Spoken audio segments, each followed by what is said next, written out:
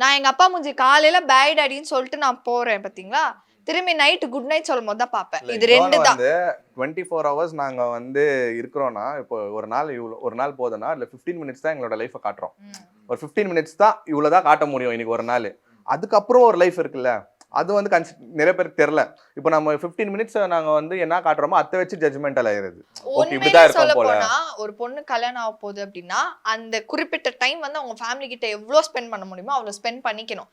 எனக்கு அந்த சான்ஸே கிடைக்கல ஆக்சுவலா. அந்த எண்டு டு எண்டு வரும்போது எனக்கு அந்த சான்ஸே கிடைக்கல. ஏன்னா நான் ரொம்ப பக்கடா இருந்தேன்.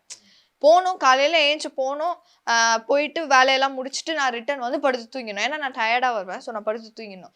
இப்படியே இருந்தனால அதை வந்து வேற மாதிரி எடுத்துக்கிட்டாங்க. ஓகே சண்டை 2 பேருக்குள்ள, மோனா ஏதோ சண்டை மூட்டிட்டா, கல்யாணம் ஆனோடனே அவளுக்கு கொம்பு முளைச்சிச்சு, கல்யாணம் ஆனோடனே அவளுக்கு வந்து என்னமோ பெரிய இது, இவளுக்கு மட்டும்தான் உலகத்திலே கல்யாணம் ஆன மாதிரி பண்றா அப்படின்லாம் வந்து இருந்துச்சு அந்த டைம். இல்லை அதுதான் இப்போ வரைக்கும் 1 year ஆக போகுது. இந்த 1 yearல வந்து ஃபேமிலிக்கு பிரச்சனையோ இல்லை மனஸ்தாபமோ எதுவுமே ஆயிருந்தில்ல.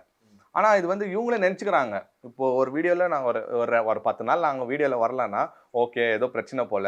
ஆனால் டெய்லி நம்ம இங்கே ஃபோன் பேசி தான் இருக்கும். டைம் இல்லைன்னு தான் அங்கே போகல, இல்லை அவங்களும் இங்கே வரல.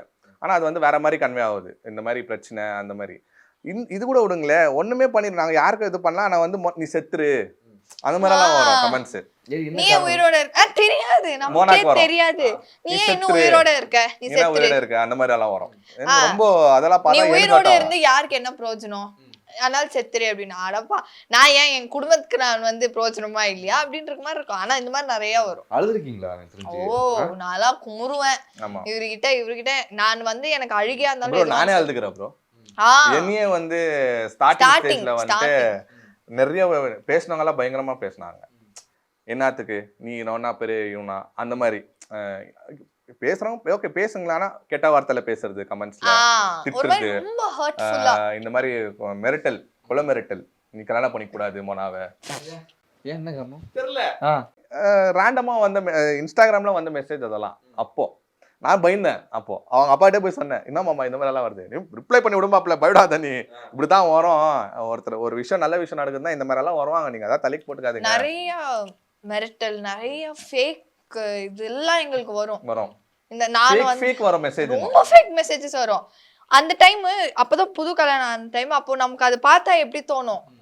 ஆனா அதுக்கப்புறம் புரிஞ்சுக்கிட்டோம், ஓகே இதுங்கெல்லாம் ஃபேக்கா பண்ணுதுங்க அப்படின்னு சொல்லிட்டு நாங்க விட்டுட்டோம். நிறைய தெரிஞ்சவங்களே பண்ணாங்க. கடந்து அதான் சொல்றது, அது நம்ம யூஸ் டு இட் ஆயிட்டோம். இப்போ இது எங்களுக்கு பழகிடுச்சு. ஃபர்ஸ்ட் ஸ்டார்டிங்ல சரியான பயம் இருந்துச்சு. ஆனா இப்போ வரைக்கும் அது தொடருது தான். இப்போ நாங்கள் ஒரு வீடியோ போட்டோம்னா அந்த வீடியோவில் வந்து ஆப்வியஸ்லி ஒரு 80-30% வந்து எங்களுக்கு நெகட்டிவாக தான் வரும். நெகட்டிவ்னா அதுதான் மோனாவை டார்கெட் பண்ணிக்குவாங்க.